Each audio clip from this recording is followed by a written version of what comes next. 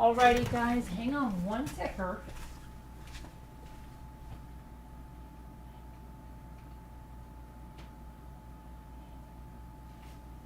Okay, so now, my friends, I'm going to put the, hold on a minute.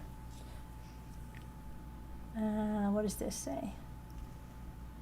Let me make sure that, I don't even know what happened just now. I want to make sure that we're live because we had such a freaking fracky issue the last time, right? With the fracky stuff, and I'm going to put our thumbnail up, so just hang on one sec. There we go. Sorry about that. And let me make sure we're live. Alrighty, guys, hang on one ticker. And we are. Okay, good. Hello, let's see who made it back. Painted Black first. You're supposed to say first. Lil Lighty, Kevin Leonard, Painted Black, Debbie Two Scooter, Debbie D. Thank you guys for coming in. All right, so Slender Man Attacker is set to be released, so we're going to go through that. We're going to go through this Florida deputy slammed his patrol car, hi, it's just me, into another one while watching porn and is allowed to resign. Yeah, same state, keep in mind that that kid, son of a prominent attorney, killed 6 people, and you should see the comments on that video, right?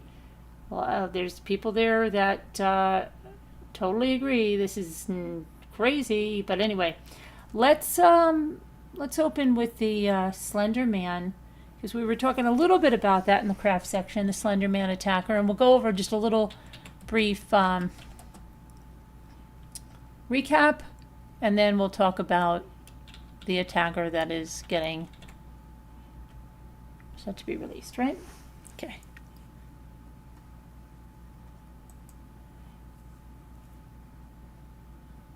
Here we go. Let's put up a graphic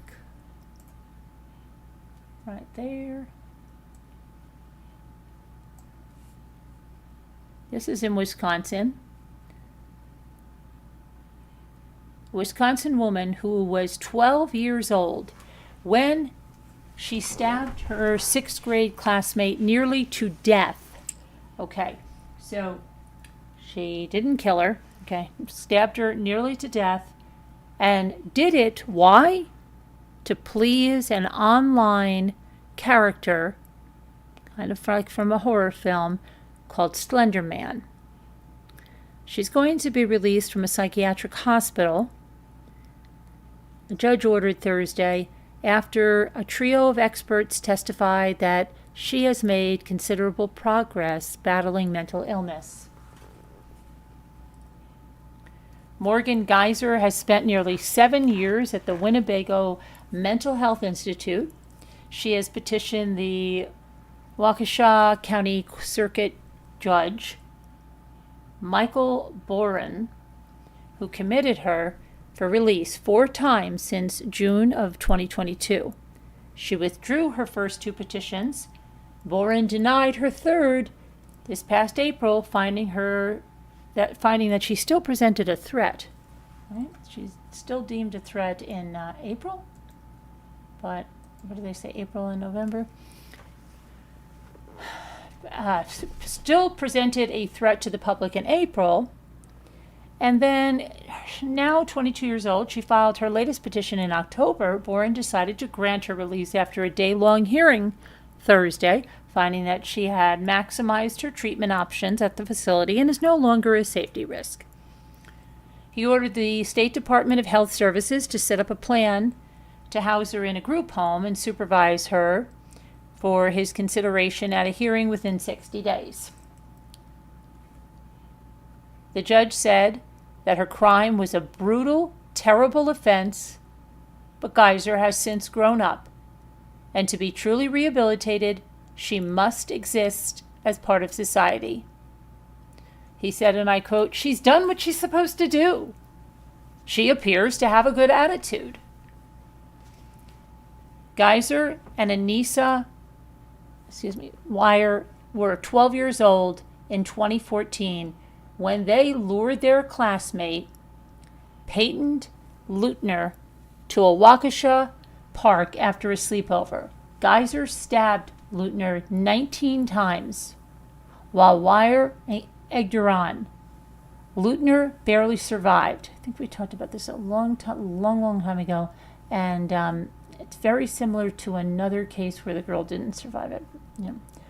If I'm not mistaken. The girls later told investigators that they attacked Peyton to earn the right to be Slender Man's servants, and they feared he would harm their families if they didn't follow through. Geyser pleaded guilty to attempted first-degree intentional homicide and was sent to the Psychiatric Institute due to mental illness in 2018. Wire, I'm not sure how you pronounce her name, pleaded guilty to attempted second-degree intentional homicide. She was also sent to the psychiatric center, but she was granted release in 2021 to live with her father and was ordered to wear a GPS monitor. 3 psychologists who have been working with Geyser since she was committed testified at Thursday's hearing that she made impressive progress in just the last 6 months and should be released. Dr. Brooke Lundbohm testified that the Winnebago staff weaned Geyser off her antipsychotic medications by early 2023, and she suffered no symptoms since then. Dr. Deborah Collins and Geyser said Geyser is always a risk at reoffending simply because she's almost killed someone, but she has worked on her coping skills, improved her emotional control, and retreats into fantasy less frequently. Collins added that Geyser told her that she hates what she did to Peyton and can't forgive herself. Dr. Ken Robbins told the judge that she could become dangerous if she remained confined at Winnebago and lost hope, saying, I quote, "The longer she's there at this point, the harder it's going to be to reintegrate." Waukesha County Assistant District Attorney Ted, we're just going to call him S because his name is, I'm not even going to try it, argued that Geyser couldn't be trusted, noting that she claimed during evaluations last year that she faked her delusions about Slender Man and actually attacked Peyton as a way of escaping her abusive father. He hinted that was a ploy to make the release more likely. The judge shrugged that off, saying it's not unusual for mental illness diagnoses to evolve. Well, what about Peyton? She got no say in this at all? Nothing? Nothing? Okay. All right. Oh, we're also going to talk about the fires, and I think I may take that right now and look at, let's see, it's a satellite image. Oopsie, right there. Crime's exclusive Wildfires. Be quiet.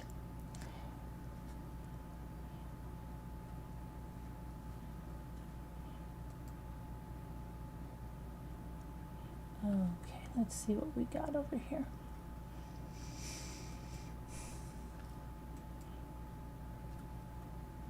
All right.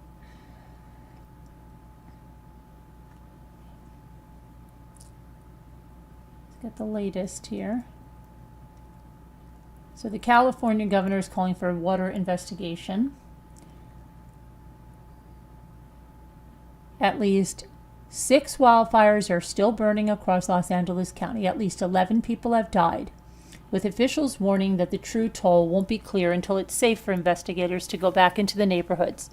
More than 100,000 people are under evacuation orders, the sheriff's department said on Friday, with tens of thousands more under warnings. California's governor is calling for an independent investigation into what caused some hydrants to lose water pressure during the height of the week's firefights. At least 10,000 properties have been destroyed, according to the county assessor, and entire neighborhoods have been flattened. Firefighters have made progress, with the Hearst fire at 70% contained and the Kenneth fire at 50% contained. As for the largest blazes, officials say the coastal Palisades fire is at least 8% contained, and crews expect significant containment on the Eaton fire in Altadena tonight. Okay, so let's see what else we have. at 9 p.m. in Los Angeles, which would be 12 o'clock our time, not too far off now. This is what's happening and where things stand, okay? The Palisades fire is only 8% contained, and it's burned through 21,317 acres. The Eaton fire is only 3% contained, and it's burned through 14,117 acres. The Kenneth fire is 50% contained, and it's burned through 1,052 acres. The Hearst fire is 70% contained, and it's burned through 771 acres. The Lydia fire, 98% contained, 395 acres is what it's burned through. And now there's an Archer fire. And there's a new one, I guess, because 19 acres and it's 0% contained. So, let's see here.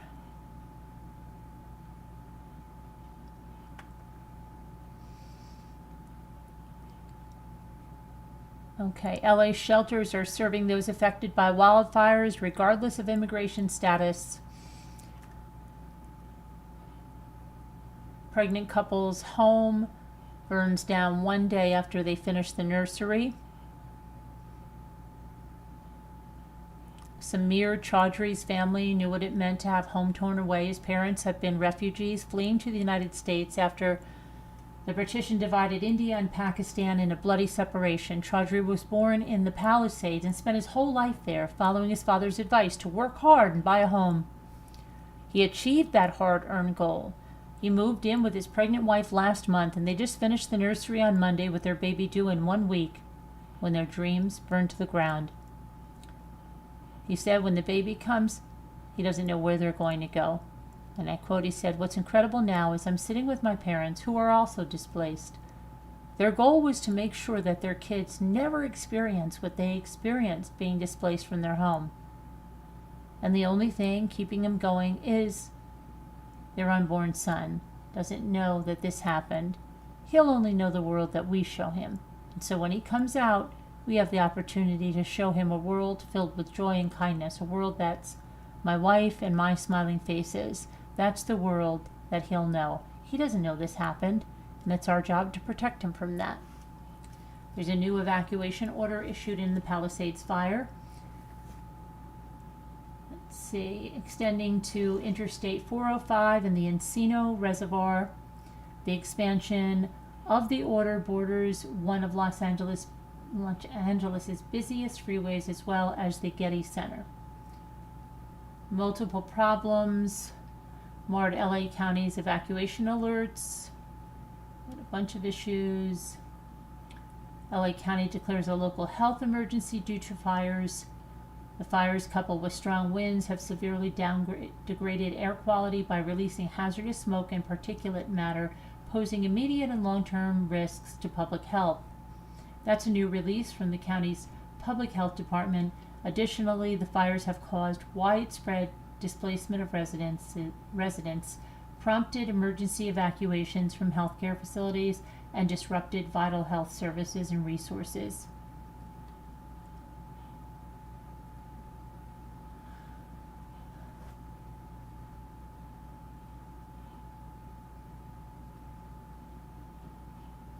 Okay.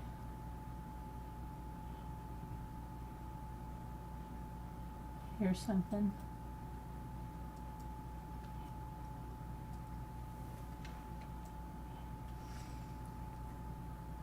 That's a car dealership in Altadena, California.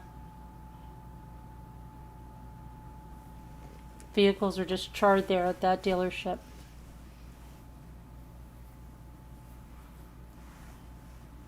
Look at that.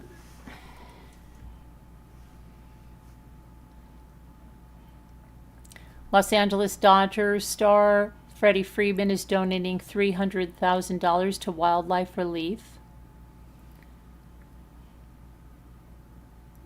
Oh my gosh. James Woods says his house has survived the devastating wildfires. Well, I thought he was going on and on and on and on that his house burned to the ground. Did that not happen? Oh my gosh. Actor James Wood said his house has survived the devastating wildfires that burned through his neighborhood earlier this week, destroying many nearby homes. A miracle has happened, he said in a post on Twitter. We managed to get to our property, and our home that we were told is gone forever is still standing. He shared a video of the utter destruction around his house, and in the video, which he said was shot on his deck, there are homes now that are completely burned to the ground. He previously shared videos of the fire engulfing a house 2 doors down from him, later saying he had evacuated the area on Tuesday. He said that he evacuated in his car with nothing but some clothes, glasses, and medications. So he's got his house. So that's good, right? He thought he didn't have it. Now he has it. But another man is not so lucky.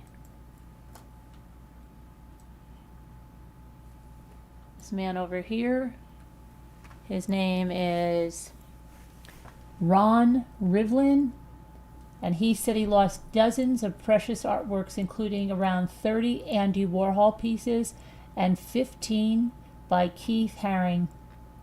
Our house was a museum, he said. We built the house around the art, not the other way around. His home in the Pacific Palisades was completely destroyed. He said at first he was stubborn and resisted evacuation until his daughter called him crying. His family had left before him. We got out safe, he said. That, I think, is more important, but I'm an art collector and all my prized art pieces were in here. Works by Damien Hirst and John Baldessari in his collection were also destroyed in the blaze. What I told my kids and my wife is we're going to build one even better.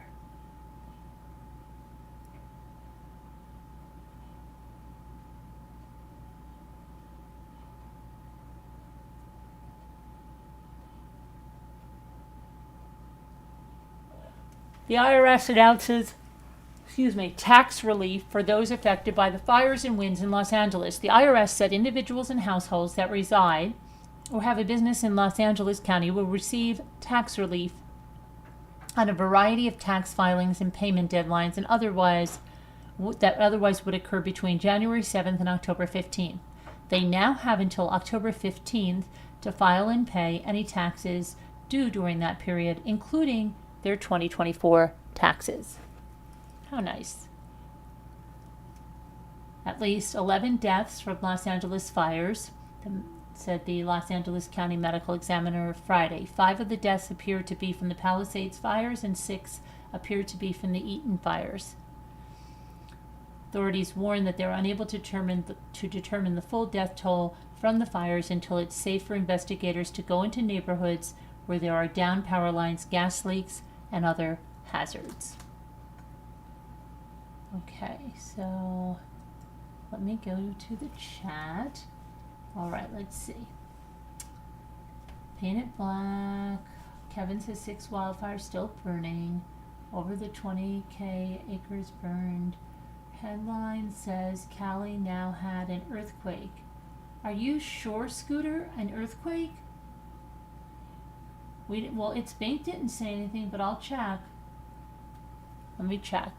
I don't know if Scooter's teasing or not. I was wondering about that, if these fires would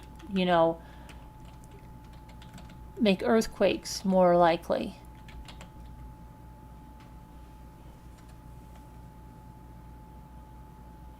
Yeah, well, she's right. When you're right, you're right.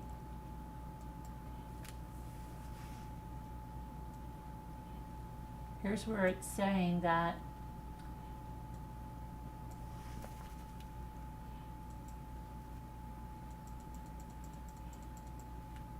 right there.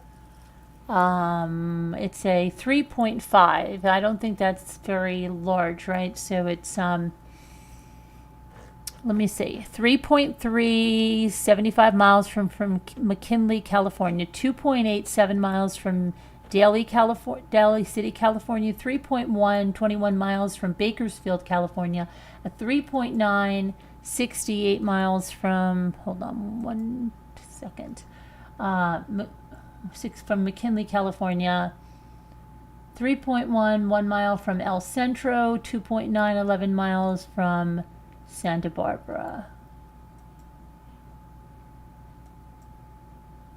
Okay, so, ouch.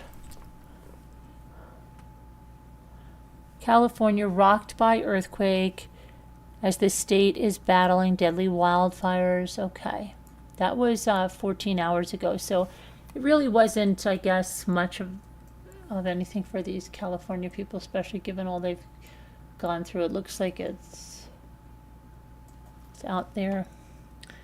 Let's see.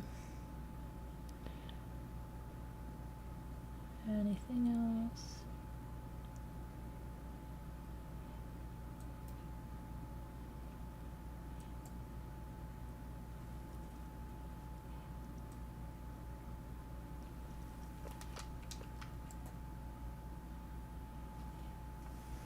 That's the devastation there of the Palisades fires. Boy, not. I think they thought they would have a better grasp on it by.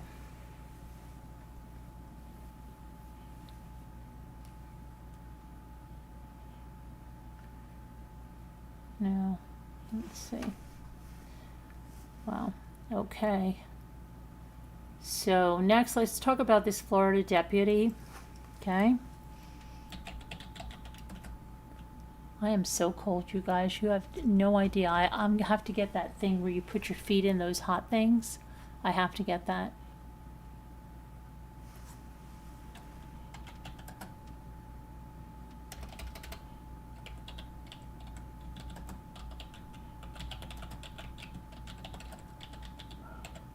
Okay. So, here's what we got, okay? Florida deputy was allowed to resign after he crashed his patrol car into another car with a woman in it while watching porn. This happened in Lake County. A deputy resigned while under investigation for allegedly crashing his patrol vehicle. Let me put this over here, please.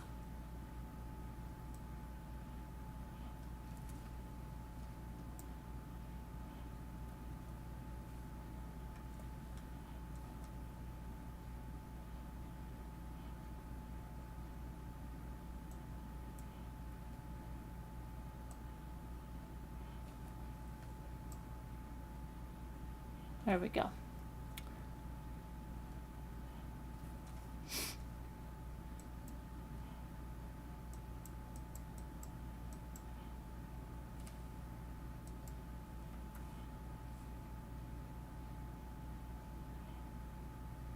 So he crashed his patrol vehicle while looking at pornography on his phone. An internal affairs report finalized about 2 weeks after the November 6th crash states that the former deputy was found in violation of professional standards, including departure from the truth, certain use of electronic devices prohibited, and use of a safety belt. The crash occurred shortly before 2 p.m. on County Road 435 near the intersection with Creston Avenue, not far from Sorrento. The deputy rear-ended a vehicle that was stopped ahead of him because a school bus had stopped in the opposite direction with its lights activated. In the deputy's original report, he allegedly stated that he had just ended a phone conversation with another deputy, and he saw a vehicle stopped ahead of him.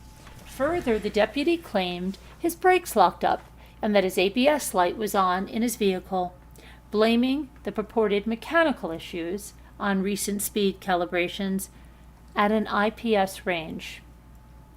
The next day, investigators looking into the vehicle's dash camera and the deputy's body-worn camera noticed that the deputy appeared to have been distracted.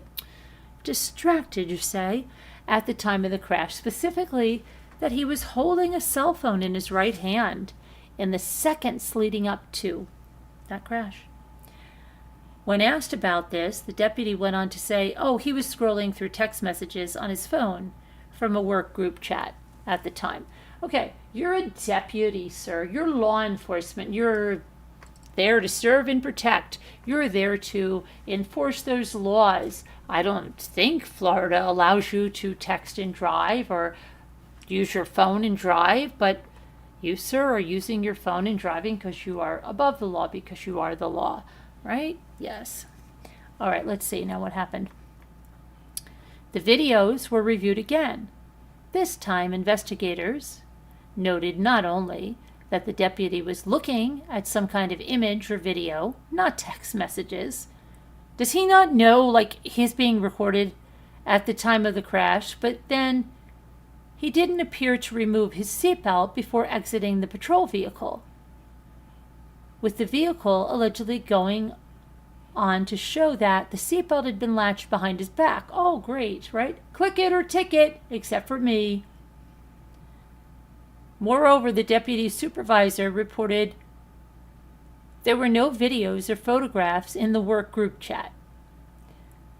Within several days, the deputy was found in violation of the aforementioned orders and was provided with the officer's Bill of Rights. A week later, a detective received a copy of the group chat, which confirmed that there were no memes or videos that had been shared. Now, they called this deputy in for an interview and provide the case file to review beforehand. He agreed to tell the truth. The deputy again said he was on the phone with another deputy prior to the crash. Yet this time he added he was on his personal phone, looking at inappropriate pictures. Uh-oh. After that phone call, when asked to clarify what he meant by inappropriate pictures, the deputy replied along the lines of pornographic material, like boobs or whatnot. That's in the report. Pornographic material, like boobs or whatnot. And by whatnot, he doesn't mean the site Whatnot, where they have auctions. The deputy went on to describe that he looked up from his personal phone and he saw vehicles stopped in front of him, adding that while the ABS and traction control lights were on his dashboard, he did not have time to stop when he saw what was happening. When pressed on why he initially said the ABS system may have been a factor in the crash, the deputy said that was more of a deflection than a general reason for the vehicle crash, adding that, hang on a minute here, he was glossing, hold on a moment. He was glossing over the true leading cause of the crash, the inappropriate pictures. It's called lying by omission. He further said he knows that one all too well. Regarding the seatbelt, the deputy said he believes in more tactile sound, not to be seatbelted while on patrol. Oh my gosh. Don't tell me that's premonition. What he claimed been his standard practice despite knowing what he should do according to the policy. These statements were followed by the deputy saying the year has been particularly tough on him and that he was currently on depression medication. Oh my gosh. He's not being named, as he's not been charged with a crime.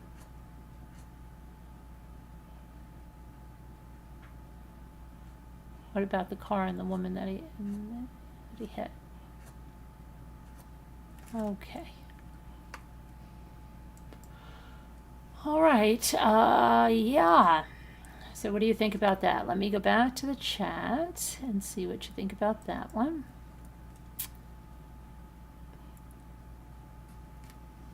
Hi, little lady. Oh, gosh. How did I not guess a Florida band? Yes, absolutely, Florida. Florida. El Cassie. You almost missed your crime. Little lady, look at she says. Nasty freak. I can't believe little lady said that. Nasty freak, she said, little lady. Hi, it's just me. I can't believe nasty freak. I can't believe little lady said nasty freak.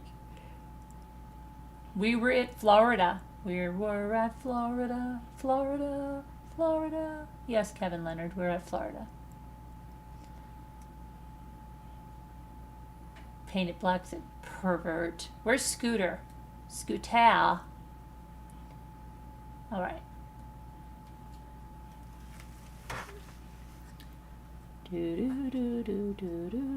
Hello, it's Bink. What did you say? We just got another fake evacuation. A false one. How do you know right away it's false? Okay. I hope so that it's false, you know. Did it scare the crap out of you? Alright, so are you ready to go to Karen Reed? Let's just hope that, let me see, I have up. I am so cold, you guys. I am so freaking cold. I need those hot feet.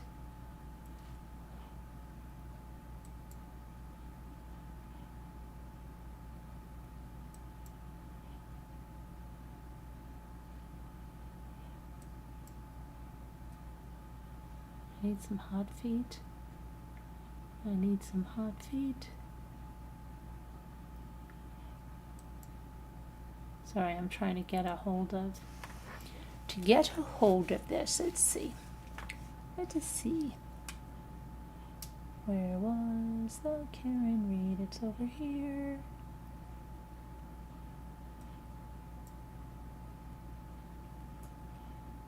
Is this it? Let me see.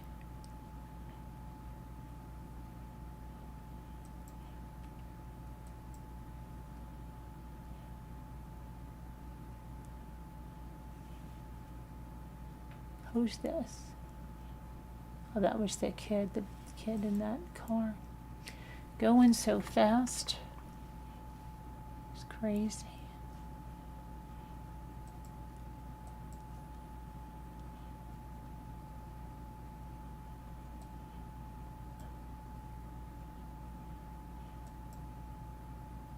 Oh, shish. Hope I didn't just...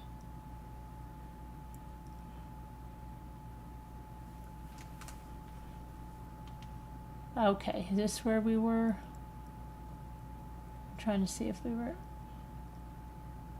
Yeah, okay, I've got it now. So we're going to go on.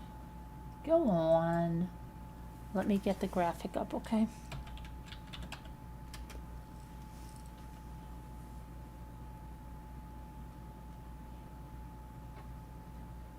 I am stuck on a band-aid.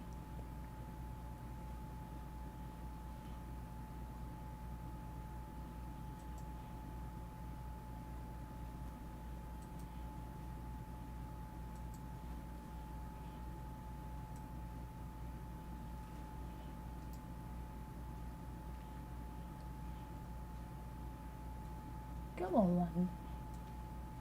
Go on. Where's the heart made wise? Are you here, heart? I know she likes to follow this case. Okay. All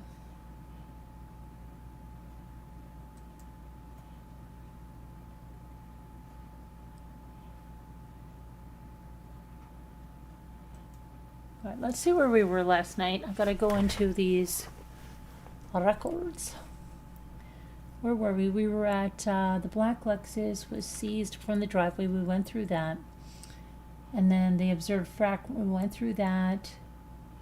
I think we were over here. On January 29th, the Massachusetts State Police Special Emergency Response Team, CERT, was activated to assist in searching for physical evidence outside of 34 Fairview Road. Members from the CERT team located a black Nike sneaker, I know we talked about that, with a white Nike logo along the side, matching the one worn by the victim at the time his body was discovered. In the same area where the body had been recovered, there were two red plastic pieces of a tail light. They were consistent with the pieces missing from the defendant's black Lexus. One piece of clear plastic tail light was located in the same area as well, also consistent with the broken tail light of the Lexus. The team discovered those items after they were digging through the still falling snow. So that tells us it's on the bottom, they're digging through it, it's not something that was haphazardly thrown on top very quickly. Okay.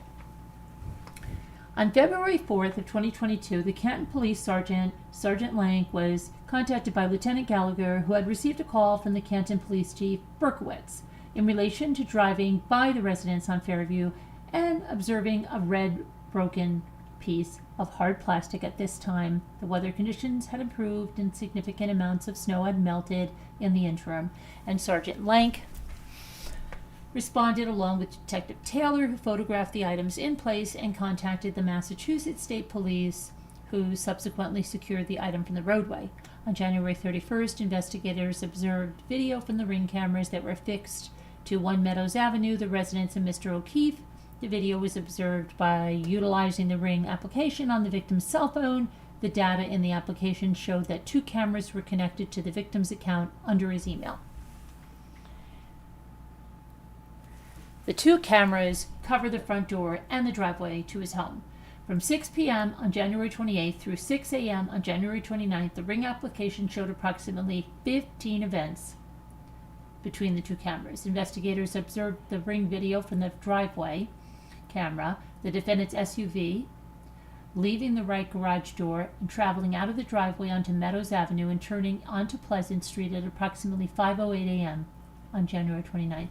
The victim's Chevrolet Traverse SUV was parked in the far right corner of the driveway, and as the defendant's SUV exited in reverse from the garage, it came close to the victim's SUV. No pieces of the defendant's taillight were seen on the video in the driveway, nor observed in Canton PD cruiser camera footage upon their arrival to the victim's residence the morning his body was discovered, nor observed nor recovered from the victim's driveway at any time. On February 3rd, 2022, Trooper Evan Brent from the Crime Scene Services arrived with Trooper Proctor at the home, documented all sides of the victim's traverse and the garage doors, and no damage was observed anywhere. She said she hit his car, right? She said, but there was nothing. There was no broken taillight pieces. There was nothing from the garage. Nothing. No damage was observed anywhere on either the vehicle or the doors. No fragments or pieces of a broken taillight were discovered in the victim's driveway, nor are any observed on the ground or anywhere in the driveway where the defendant's vehicle was seen leaving the driveway at 5:08 a.m. Noticeably absent from the available ring video footage that investigators diligently sought for was any video of the defendant's vehicle arriving at the victim's home in the early morning hours of January 29th after leaving the 34 Fairview residence. On February 1st, so there was noticeably absent from the available ring video the investigators diligently sought for was any video of the defendant's vehicle arriving at the victim's home. So they don't even have her car arriving there. Interesting. On February 1st, Troopers Bukinick and Keefe traveled to C.F. McCarthy's bar and spoke with the manager of the bar. They reviewed and secured video from inside the establishment from January 28th. That's a misprint, because how could he be alive on February 1st? They made a mistake, there. From the interiors, I think we read this though here. They talked about this. Let me see. It was from the library video. I think we were at. We were at the other cameras. On February 2nd, Troopers Dunn and Moore, we definitely read this, were canvassing for video footage in relation to the investigation. They proceeded to the Edward J. Lynch Jr. house at Pouquetside Farm and Pleasant Street in Canton. There they were able to retrieve video footage from the town's IT director, who confirmed that the date and timestamps of the video were correct. The troopers also viewed and recovered video from the Canton Town Library external cameras, and on February 3rd from the Temple Beth Abraham. Both the library and the temple cameras overlook Washington Street in Canton, and the distance between these two buildings is approximately 1 mile. From the library video at approximately 12:15 a.m., the troopers observed a large black SUV consistent with the defendant's Lexus traveling on Washington Street and continuing towards the temple. 4 minutes after the victim and the defendant exited the waterfall. At approximately 12:17 a.m. from the temple video, the troopers observed a large black SUV traveling by the building towards the intersection of Washington and Dedham streets in the direction of Fairview Road. From the library video, at approximately 5:11 a.m., troopers observed a large black SUV traveling down Sherman Street, take a left onto Washington, and travel in the direction of the waterfall. At approximately 5:15 a.m., the troopers observed a large black SUV traveling away from the area of the waterfall on Washington, crossing over Sherman and continuing on Washington towards Temple. From the Temple video, at approximately 5:18 a.m., the troopers observed a large black SUV traveling by the front of the building towards the intersection of Washington Street and Dedham Streets. In addition, the troopers received via search warrant the defendant's Verizon cell phone records. Lieutenant Brian Tully of the Massachusetts State Police examined the records and was able to plot the defendant's movements while the phone was in use for various periods of time. The phone's movements during these respective time frames from the video evidence coincided with the directions of the travel of the SUV observed on the videos from the library and the temple during both time frames. These videos and phone records on the morning of January 29th occur after the defendant spoke with Ms. McCabe on the phone after directing the victim's niece to call Ms. McCabe, and after the defendant is seen on the victim's residence Ring camera leaving the home at 5:08 a.m. Furthermore, the evidence the defendant traveling in the direction of 34 Fairview Road prior to going to Ms. McCabe's home that morning. The evidence the defendant traveling in the direction of Fairview before going to McCabe's. On February 22nd, before the victim's 10-year-old nephew, PF, and his 14-year-old niece, KF, were interviewed at the Norfolk Advocates for Children Center in Foxborough, Massachusetts, the children indicated they had lived with their uncle for approximately 8 years following the passing of both of their parents. Okay, so he had his niece and nephew. They lived with him. Their parents both passed. Both children indicated that the victim, O'Keefe, and the defendant had started dating 2 years ago after having dated some time before in the distant past. They both indicated that the defendant would stay over the house on Meadows Avenue several nights a week. PF stated that the defendant and victim argued a decent amount of time and recalled them yelling at one another. PF recalled a recent argument over groceries and the victim expressing the need for a break from the defendant. After the particular argument, the victim wanted the defendant to leave the house. However, she refused. PF indicated that she had left the home on January 28th at approximately 8 p.m. for a sleepover at a friend's and was not present at the home overnight. PF indicated that neither he nor his sister had access to the Ring system, but he believed that the defendant did from the family computer within the home. KF indicated during her interview that the defendant and the victim had argued a lot towards the end, approximately 2 to 3 times a week. Okay. She stated that the victim and the defendant would fight often about random stuff, things people wouldn't normally argue over, and it was mostly yelling. KF recalled a recent family trip to Aruba over New Year's, during which victim and the defendant got into an argument. The defendant had accused the victim of kissing someone, and the two argued for approximately 20 minutes at their hotel room, with both children present. She further stated that approximately a week prior to January 29th, she was sitting on the stairway inside the house when the victim and the defendant were arguing. KF stated that she had heard the victim tell the defendant that their relationship had run its course and that it isn't healthy. She stated that the defendant did not want the relationship to end and refused to leave their house. KF stated that she had gone to bed at approximately 11 p.m. on January 28th and that her friend had left and was awoken by the defendant at approximately 4:30 a.m. with the defendant screaming and acting frantic. The defendant ran into the victim's bedroom to retrieve KF's cell phone, and KF then began texting and calling the victim with no response. The defendant then had KF call Ms. McCabe and put the defendant on the phone with her. After speaking with Ms. McCabe, the defendant left the house and told KF to call Mr. Camerano to come and pick her up. KF indicated during her interview with the defendant, KF niece, indicated during her interview that the defendant changed her story several times while speaking to Ms. McCabe on the phone, with initially the defendant stating that she and the victim got into an argument and she dropped him off.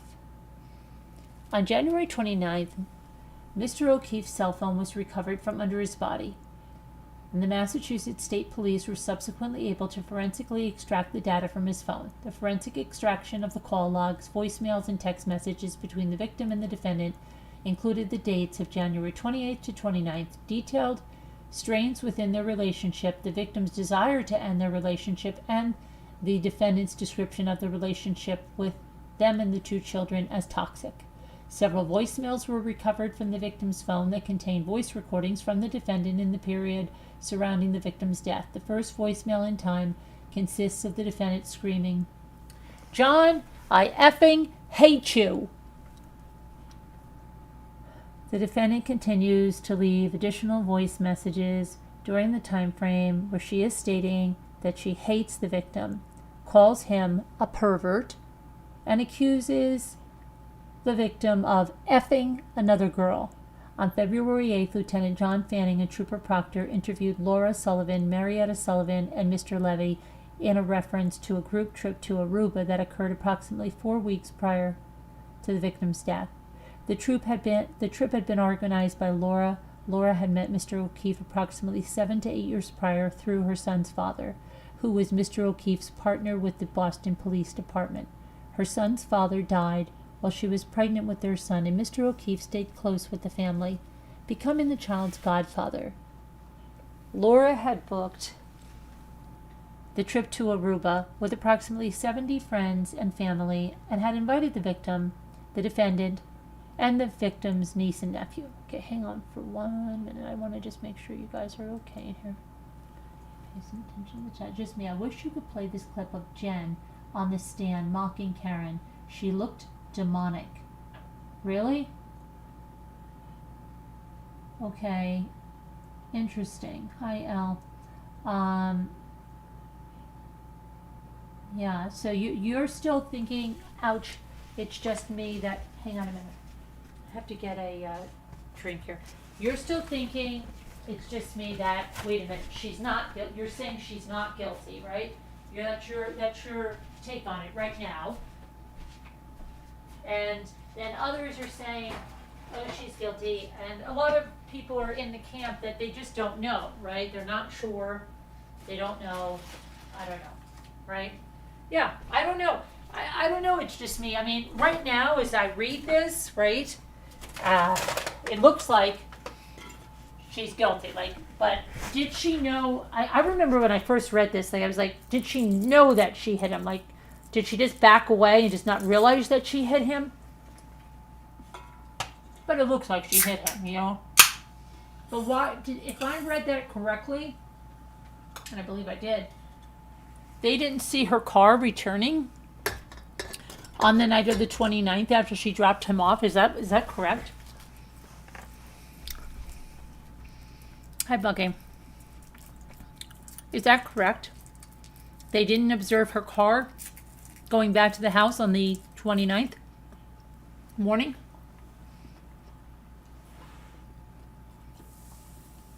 And is it correct that she went past Fairview before she went to Jennifer McCabe's so that she could have easily seen him?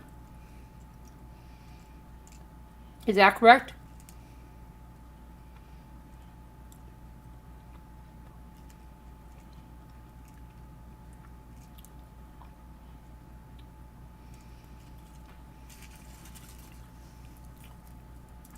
Is that correct?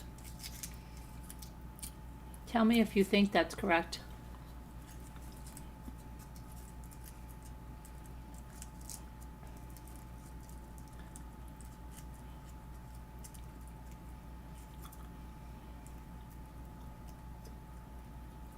Okay, then you...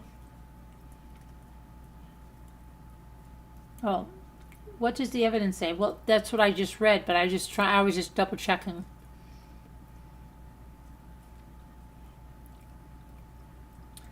Where is Heart Made Wise? She knows this case inside and out. Where is she? Heart, where are you? Heart Made Wise. Is it true that they didn't observe her car coming home? I am on live chat. Yes, why? Am I missing something?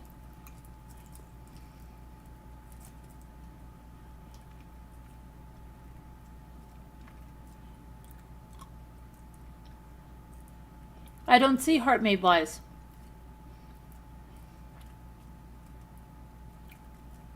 It's just me, says Jen was the only one that said Karen said she hit him. They all just seem like the true definition of mean girls. But it's just me. Was her car not observed going back in the early morning hours after she dropped him off on the cameras going back to John's house? Debbie says, from what I have seen, I always thought it was an accident. Oh, you're just checking. Okay. Thanks for the check. Yep, I'm on live chat.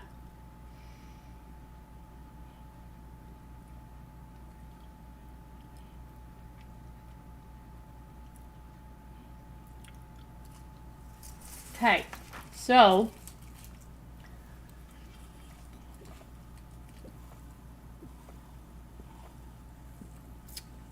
okay, well, there is, okay, I can go back, but where's Heart Made Wise? You don't think so, Carol? Okay, because I mean, from what I just read, it's what it seems, okay? But I just wanted to make sure. Hi, Rosalita. How are you?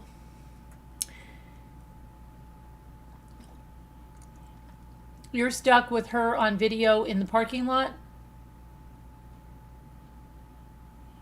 Oh, okay.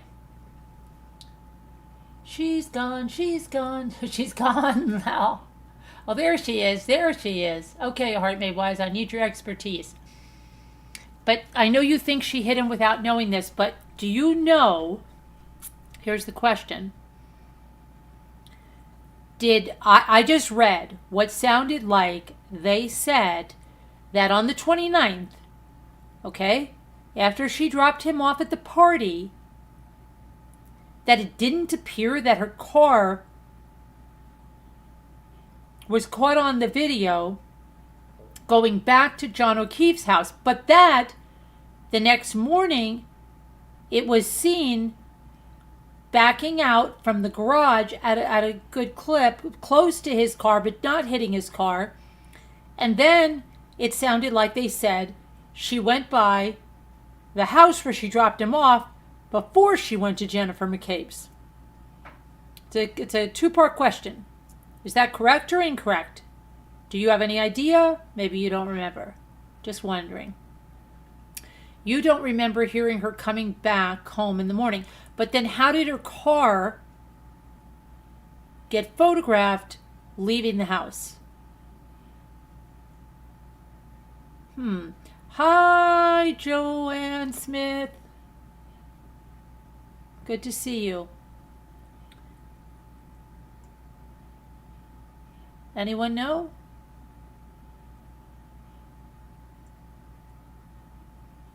Hey, Misbehave, how are you? Misbehave, do you know? I'll do the first question first.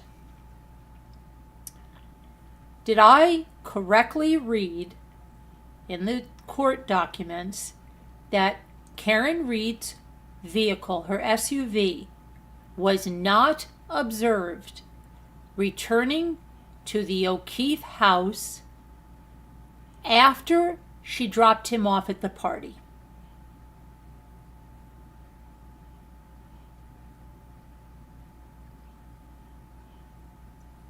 That's what I'm wondering. For those of you aficionados of this case. And I think Heart Made Wise says it was just speculated that she went back to the house where John was hit before going to Jennifer's?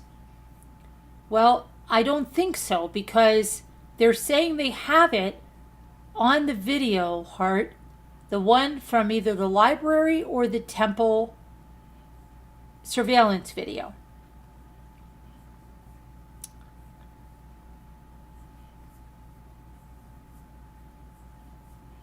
So that's what I'm saying. You feel me? Who said that the other day? They can't stand that. You feel me? You've seen zoomed in videos where it did look like she bumped John's car in the driveway. Okay, got you.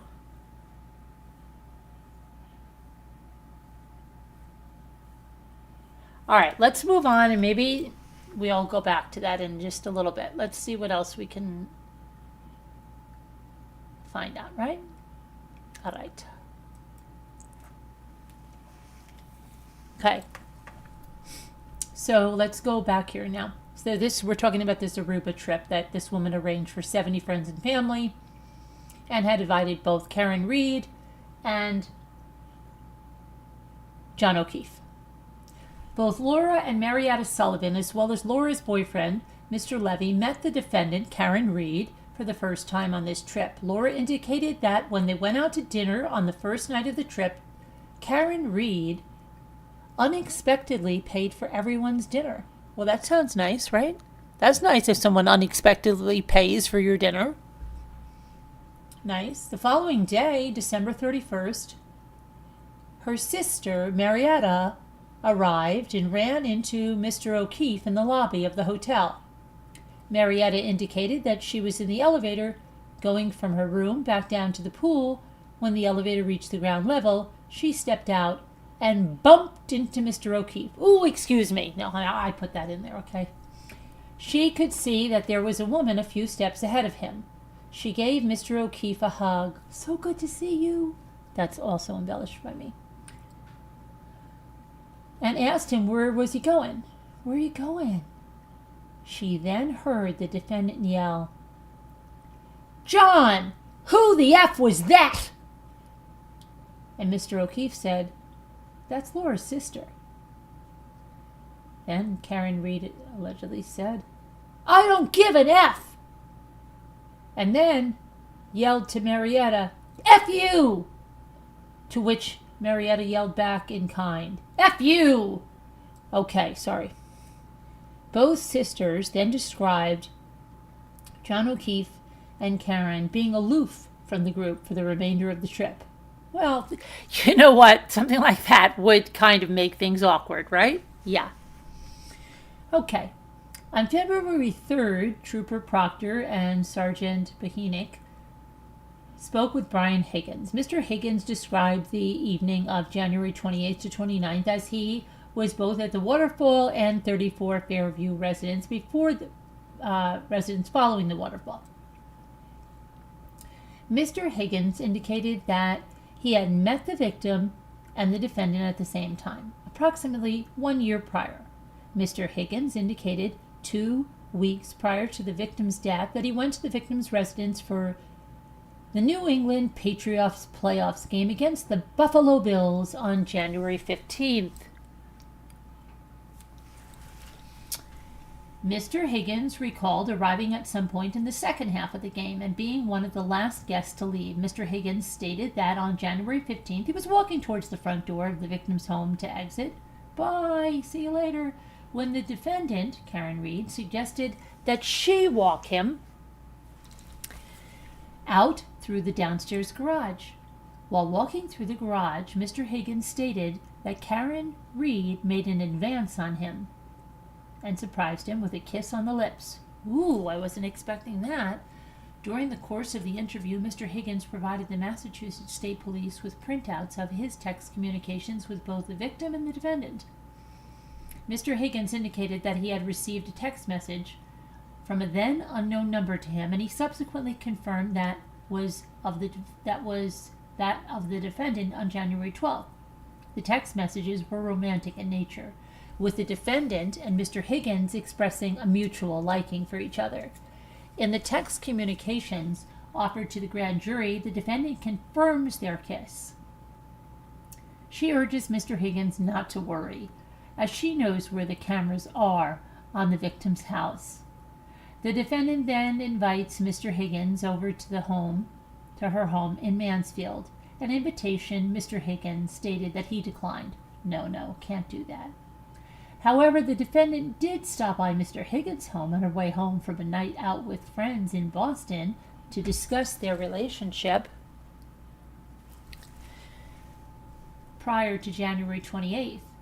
Mr. Higgins denied any sexual relationship with the defendant. I did not have sexual relations with that woman, Karen Reed.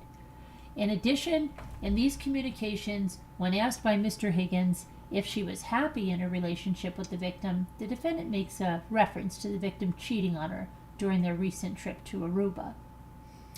On January 29th, the defendant herself was transported to the Good Samaritan Medical Center. While there, blood was drawn pursuant to her medical diagnosis and treatment at the facility. The ethanol results from her medical records indicate that at 9:08 a.m. on the 29th, her blood had a reading of 93 mg/dl. Nicholas Roberts, a forensic toxicologist from the Massachusetts State Police Crime Laboratory, performed both serum conversion and retrograde extrapolation of the result, and he opined that Karen Reed's blood alcohol content at 9:08 a.m. on the 29th was 0.07-0.08 from his serum conversion analysis. From his retrograde extrapolation, he opined that her blood alcohol content around the period of 12:45 a.m. would have been 13% to 29%. Okay, and then let me see.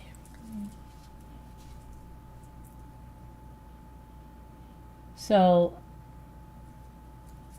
since that was in the dismissal, we were just reading the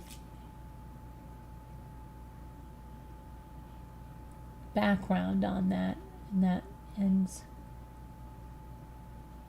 there. Now, let me see here. Let me go back to the chat and see what you guys say now. This is Karen Reed, Joanne Smith. You think she hit him without knowing it. It looked like she was hitting up. Oh my gosh. I don't remember her coming back home. Didn't she say several times I hit him? Yeah, she did. According to that's the friend, Jennifer McCabe, right? She's the only one that said that, Jennifer McCabe. Okay, let's see if we can get a... Hold on, I gotta throw this wrapper away over here. Let me see if we can get...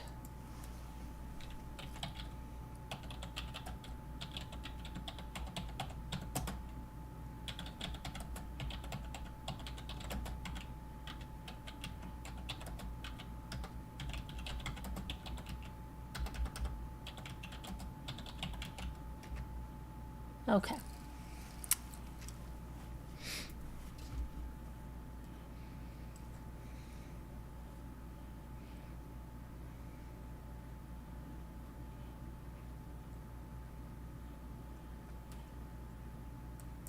So let's read what happens here, okay? Get this up here.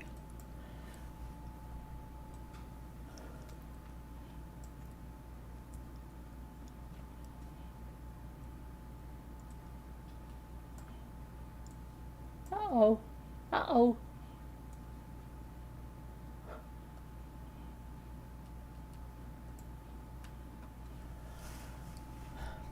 So, Karen O'Keefe's friend, Jennifer McCabe, was on the witness stand. And on the third day, she says Karen Reed told her to do a Google search for how long it takes for someone to die in the snow. And while prosecutors say the searches occurred at 6:23 a.m. and 6:24 a.m., Reed's lawyers have tried to argue the search was conducted by Jennifer McCabe hours before finding O'Keefe at 2:27 a.m. So here is something that they showed in the trial. Okay, and it says 623 and 624, how long to die in cold, that's what it meant. And Reed's defense attorney, Alan Jackson, isn't that, but not the singer, not the country singer, no, pressed Jennifer McCabe on the issue, even accusing her of deleting the Google search since it could make her look guilty.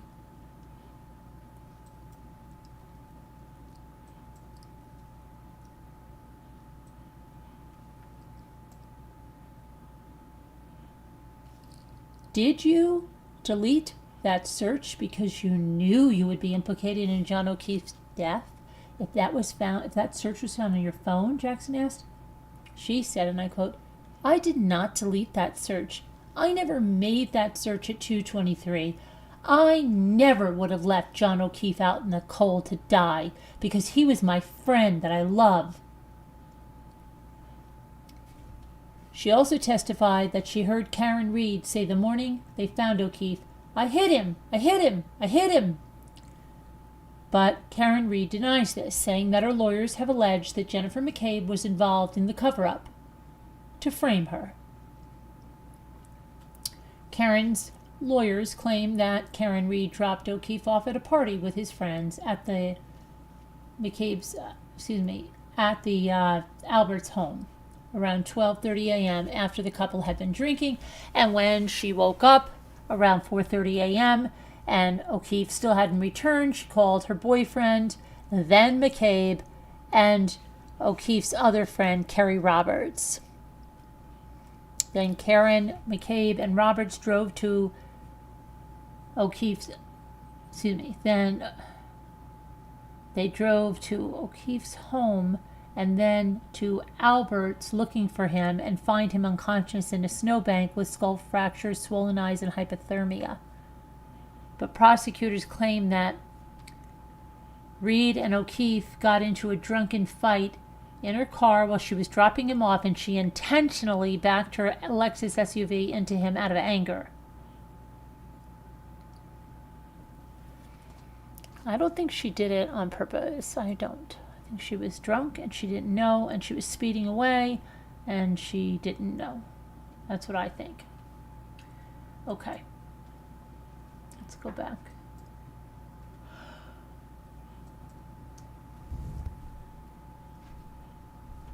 Good night, little lady. You're cold all the way to your bones. Feel better, little lady. Please feel better. Okay.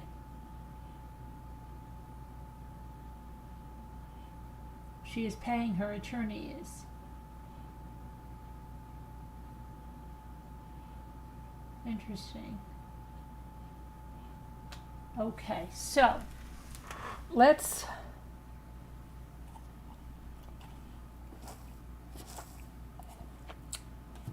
hold on, I'm just getting a drink, sorry. I have to stay hydrated. Sorry, I'm being a jerk. Okay.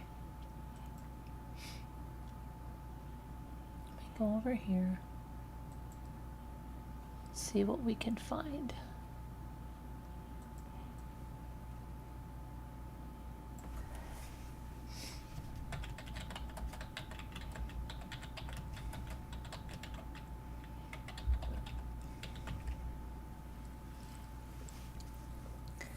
All right.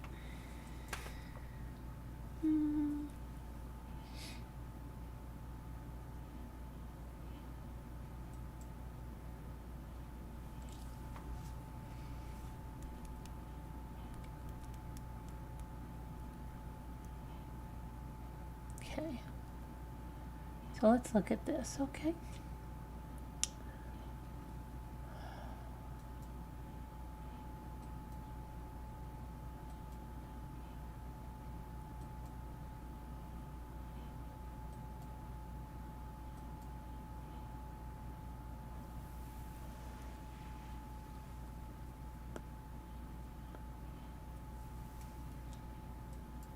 Hold on, I'm trying to get the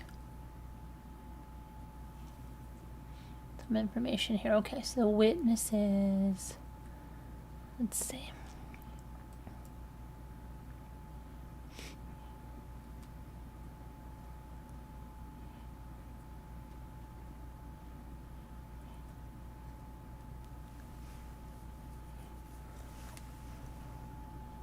This is not at all what I'm looking for.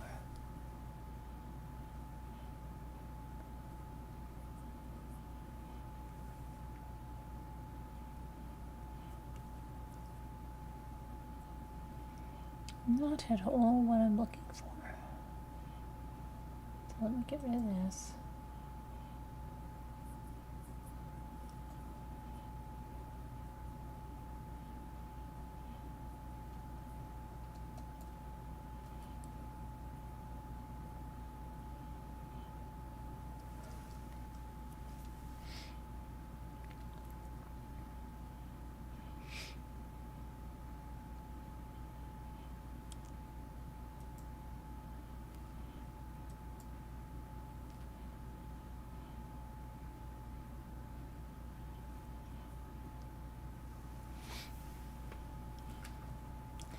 So let's say that her attorney, Karen Reed's attorney, David Iannetti, during the trial's opening statement said that Karen Reed's car never struck O'Keefe and that others are to blame for his death.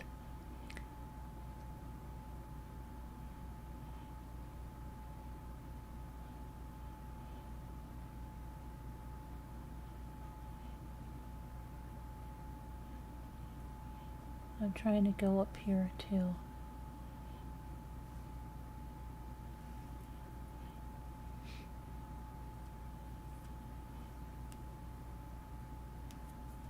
Some of these witnesses, let's see.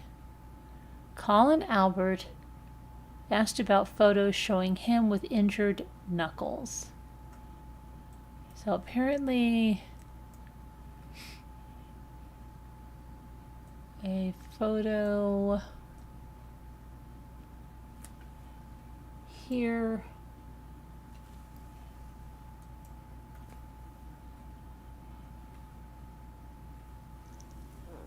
is showing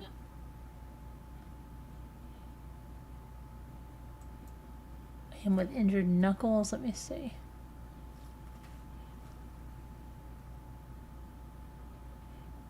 This is when he was on stand. He's a key witness. He was asked by Alan Jackson, Karen's attorney, about a photograph of him and friends that was taken at Fenway Johnny's. That is a Boston bar. It was taken on February 26th. February 26th. It's almost a month after, right? Albert's right knuckles appear to be cut up. I don't know that they really appear to be cut up, or that could be a shadow, could it not? Jackson asked Albert how he hurt his hand, and Albert said he slipped and fell, braced himself with his hand while walking up an icy driveway.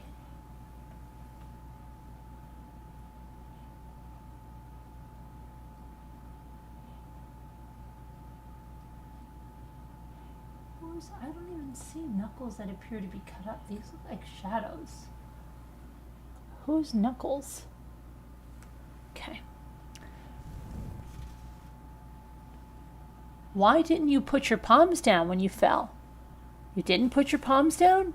No, Albert said. You fell with your entire body weight on your right fist and you just injured the top portion of your knuckles? Correct, Albert said. Those injuries to your knuckles look an awful lot like the type of injuries that you would get in a fight. The Norfolk Assistant District Attorney, Adam Lally, objected to the question, and the judge sided with him. Albert said he'd never been in a fight with anyone besides his brothers. The judge dismissed the jurors, but Albert remained on the stand while the judge heard arguments about the two videos the defense would like to introduce into evidence. Let's see here.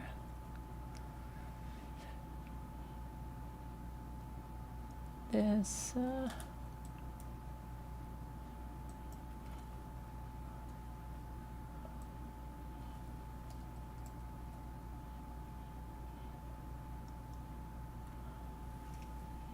this is Colin Haha, Mikey's making me shotgun. Sorry. You can get me now if easier. Okay, I am driving people home now. Word, get me after. KK, here.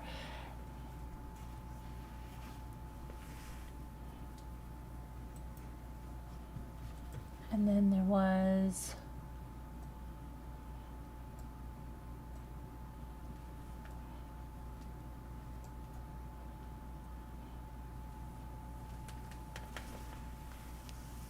Okay, are you going to Will's? Let's go. It's your birthday. We are drinking.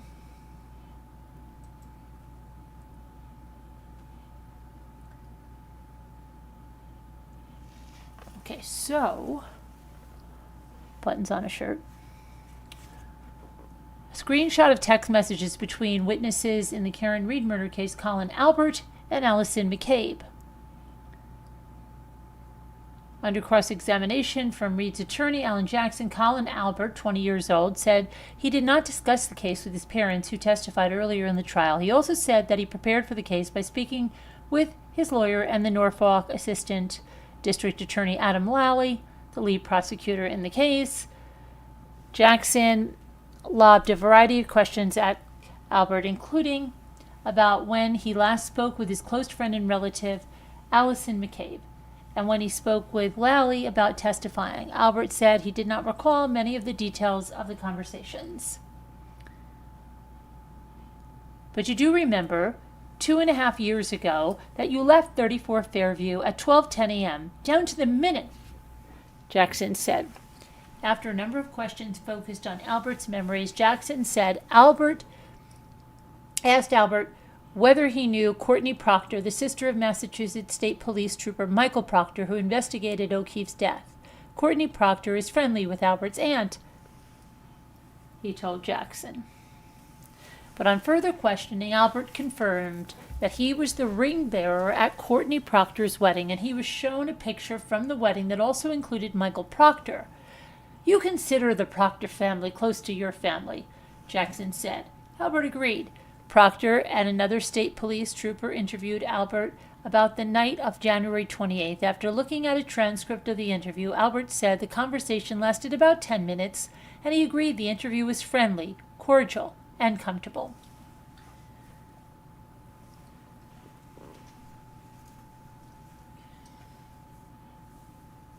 Let's see here.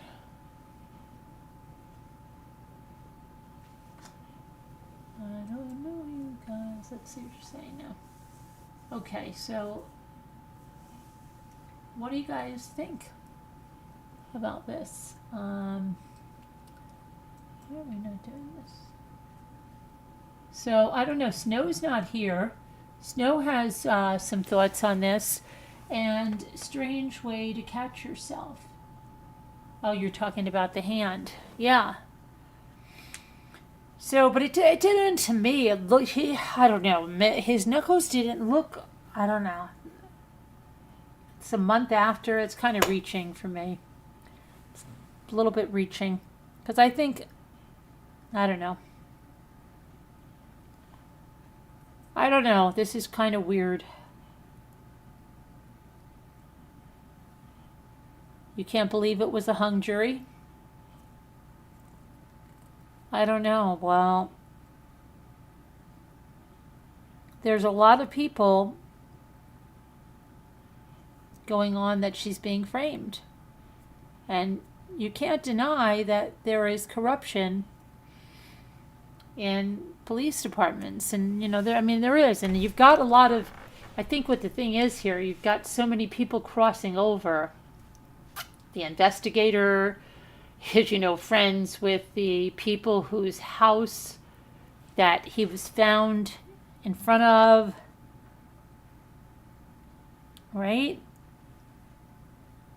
I don't know. It's kind of weird. I think it's late. It's been a really long day, and I'm going to do the word cookies. And maybe I'll look a little more into this, see what I can drum up to look at.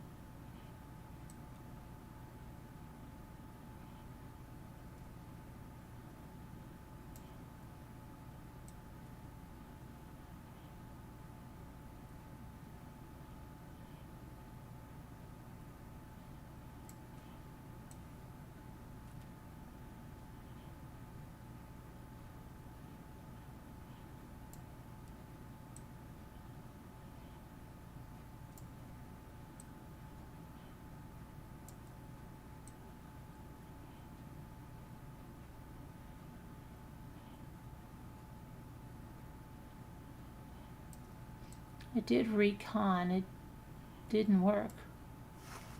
I did that one. I have one. I have once. Concern. Good, Kevin.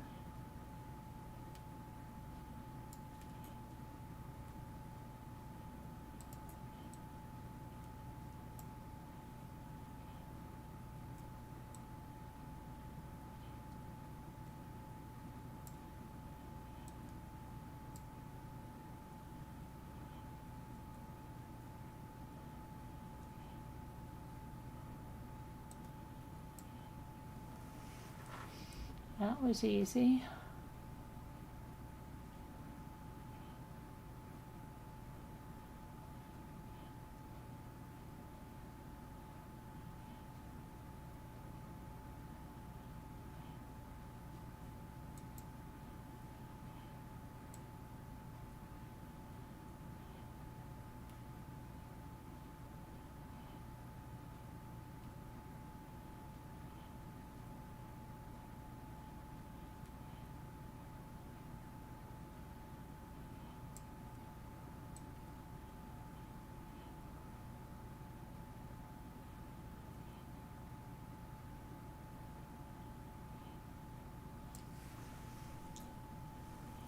Let's see here.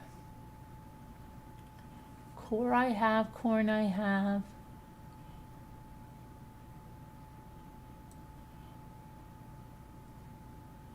Oh, I know. That's one for sure. And IWD. Croc, I don't know. Let's see. Nope. Good one.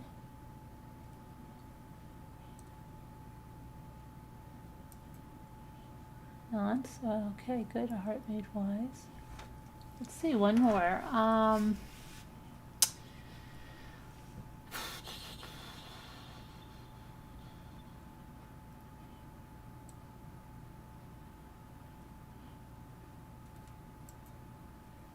Oh, I know. None. Oh, you got a 2 heart made wise. Very good. Very good. Very good. Good job, kids. Good job. I'm gonna go 9/8. I go 9/8. We'll do maybe get 2 words and then go to bed, okay?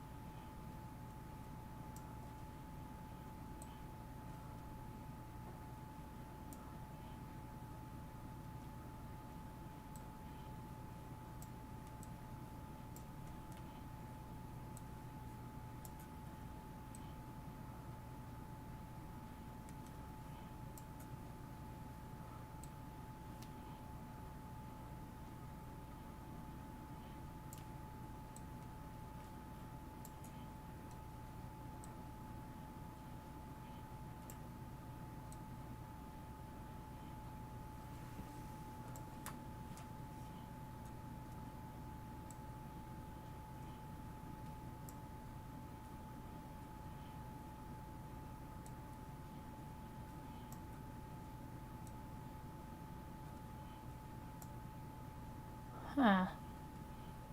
You found your glasses? Yay! That's always a great thing, isn't it? That's one of our words we said we'd find. And let's try the next one.